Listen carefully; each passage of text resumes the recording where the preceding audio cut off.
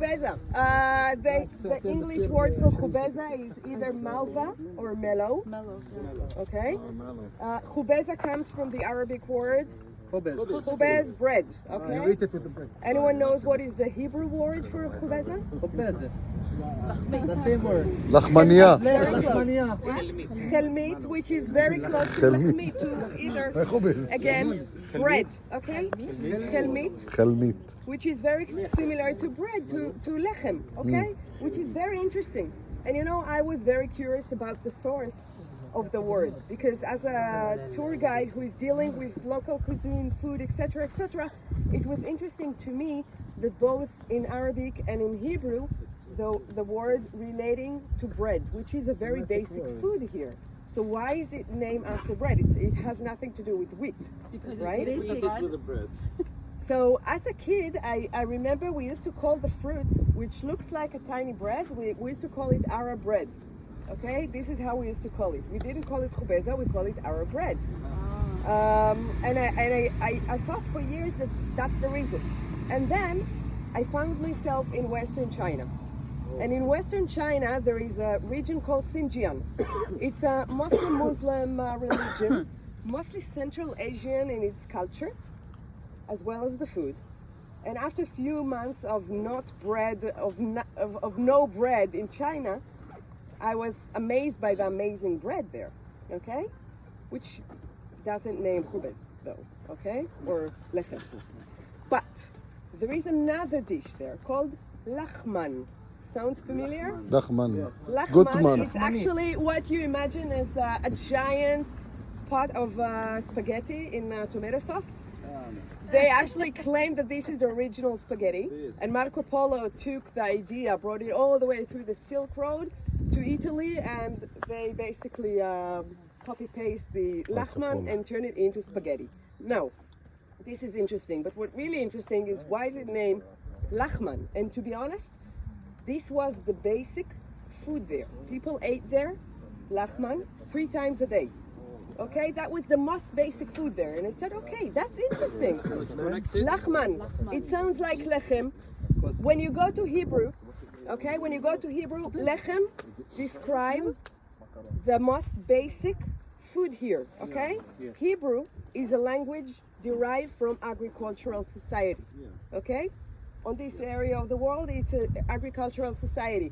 Agricultural society on this part of the world, we already said, growing wheat, which means the basic food will be lechem. Okay? When you go to Arabic, what is lahma? Meat. That's interesting. Why so? But in Aramaic, we say lachma. In Aramaic, lachma is also bread. But where is Aramaic coming from? Also agricultural society. Because it's coming from Syria-ish. So also agricultural society. Where is Arabic coming from? Which part of the world? From the desert. Do you grow wheat in the desert? No, you don't. Can you grow barley? Barely. What do you grow? Shepherds, herds. When you grow goats and sheep, then your basic food is meat. And this is how lahma became meat. Still describe the basic food. It's the same, it sounds exactly the same, but it's describing the basic food in a specific society, okay, according to what they have around them. Which brought me back to khobezeh. Why is khobezeh named after bread? That's interesting, no? Now here's the deal. The Arab, they don't have meat. That's a very good way to eat khobezeh. It's true. I think the reason is different. I think even in our days when prices are only going up and up and up, and people can afford themselves less and less. Okay, you know what is not going to change? Once there is rain, there is khobezeh everywhere in the country. Okay. So even if you are very poor and you cannot afford yourself to go and buy food for money, there is always khobezeh. It's as basic as bread. And once there is rain everywhere in the country, including in the center of Tel Aviv, Jerusalem, and even in the desert, you can find khobezeh. And it's very easy to use. It's not spiky, it's not poison, it's not bitter, it's not spicy. You can just take the leaves and do whatever you want with it. You can roll it up with rice or meat or cheese or whatever and make wraps with it. You can cook it together with fried onion and put it over bread or over rice. You can make patties. Okay, you can make you can put it inside a dough. You can basically make whatever you want with khobezeh. You can bring a whole sack, fill it up with khobezeh.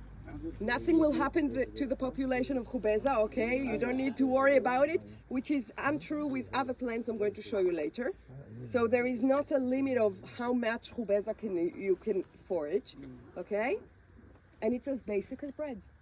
And this is what I wanted to start with, because khobezeh is really, when you talk about foraging on this part of the world, it's probably the most famous plant, okay? However, I chose to start here in khirbet khnoot. I'll tell you a few sentences about it, but it's